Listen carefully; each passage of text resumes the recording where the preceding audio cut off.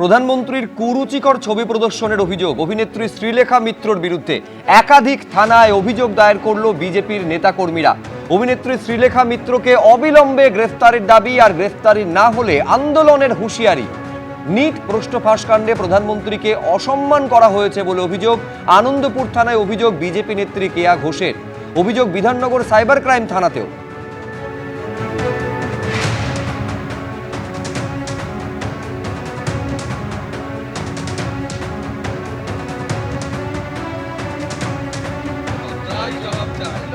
অভিযোগটা হচ্ছে শ্রীলেখা মিত্র যে কুরুচিকর ছবি, এবং ছবিটা আছে, আমরা অভিযোগের সঙ্গে জানিয়েওছি, কিন্তু দেখানো যাবে না, মানে সেই শিক্ষা আমরা পাইনি।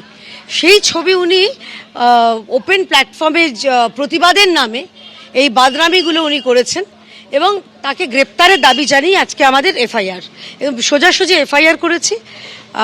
আমি অনুরোধ করেছি যিনি কর্তব্যরত অফিসার ছিলেন যে ওনাকে অবিলম্বে গ্রেপ্তার করতে হবে। গ্রেপ্তার থেকে নিজে কোনো রকম দেখে নেওয়া, করে দেওয়া, এগুলো আমরা মানব না।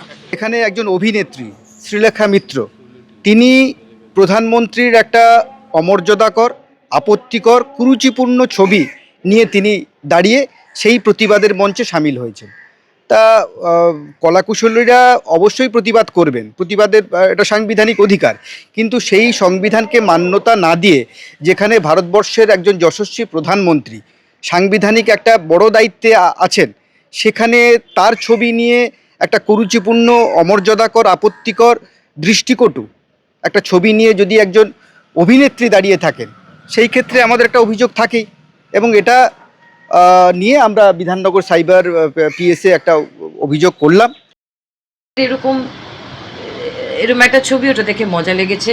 ওই কতগুলো ছেলে যাচ্ছিল, তারা প্রতিবাদে তারা পোস্টার দিয়ে করেছে, ছবি তুলতে এসেছিল, পোস্টারটা হাতে নিয়ে ছবি তুলেছে। আর দেখিও নি পোস্টারটাকে ঘুরিয়ে, সময় ছিল না, কারণ পুলিশের লাঠিচার্জ হচ্ছিল। শতরূপাদি, এই যুক্তি ছবিটা ঘুরিয়ে দেখিও নি, আমি বলছি কতটা বিশ্বাসযোগ্য বলে আপনার মনে হচ্ছে? না, শ্রীলেখা মিত্র একদম পরিষ্কার দেখিয়ে দিয়েছে যে তার ব্যক্তিগত রুচিটা কোথায়, কোন নিম্ন লেভেলে।